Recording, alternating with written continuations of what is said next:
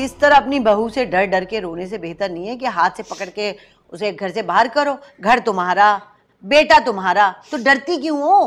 क्या कहूँ, कैसे कहूँ? कुछ भी बोलने खड़ी होती हूँ ना तो हिमायत में खड़ा हो जाता है बीवी की। क्या करें, पसंद की जो है। देखा, इसीलिए मैं अपने बेटे की पसंद की शादी के खिलाफ थी।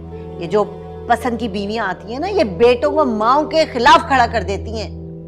मेरे बेटे ने महापारा जैसी पसंद नहीं की।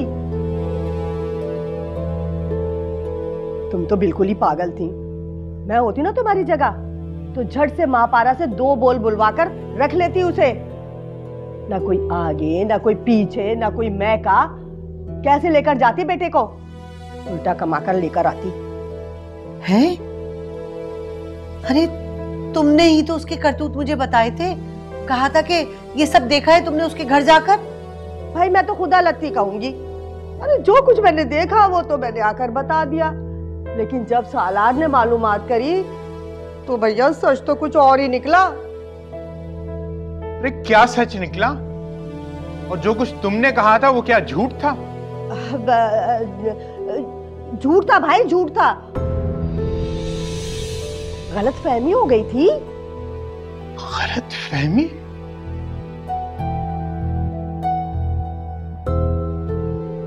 तुम्हारी इस गलत फहमी ने हमारे बेटे को हमसे दूर कर दिया। वाह भाई वाह, मेरी वजह से क्यों चला गया? ये जो आपकी बेगम बैठी है ना शकीला, इनको ही बड़ा शौक था मेरी बहू जैसी अमीर कबीर बहू पे आने का।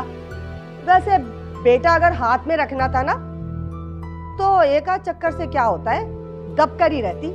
अरे तो दबा के रखने के चक्कर में तुम ऐबदार बहू लाके बसा लेती घर में। अरे शकीला, बेटा हाथ में रखने के लिए ना ऐसी ही बहू होनी चाहिए। कोई ना कोई कमजोरी तो उसकी हाथ में हो ना।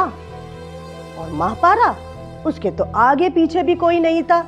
कहाँ लेकर जाती बेटे को? अब मेरी बहू की तरह धमकियां तो ना देती ना कि बेटे को लेकर चली जाऊंगी। ये तुम अब कह रही हो?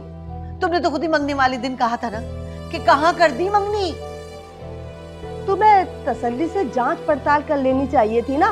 अब देखो, उस बच्ची की तो शक्ल पे ही शरीफ लिखा था। अगर ऐसी वैसी होती तो तुम्हारी जूतियां उठाती, किसी के साथ भी निकल लेती। अब बेचारी कहाँ कहाँ रुल रही होगी। और तुम्हारा बेटा भी तो कौन सा तुम्हारे हाथ में है, और सारा इल्जाम मेरे ही सर धर दिया। फायदा क्या हुआ मुझे यहाँ आने का? अपनी कहने आई थी, यहाँ तो उल्टे ही आप मुझे सुना रहे। वाह भाई वाह, खूब जमाना है। आना ही नहीं चाहिए था मुझे यहाँ पर। पता नहीं क्यों आ गई मैं तो बातें सुनने के लिए।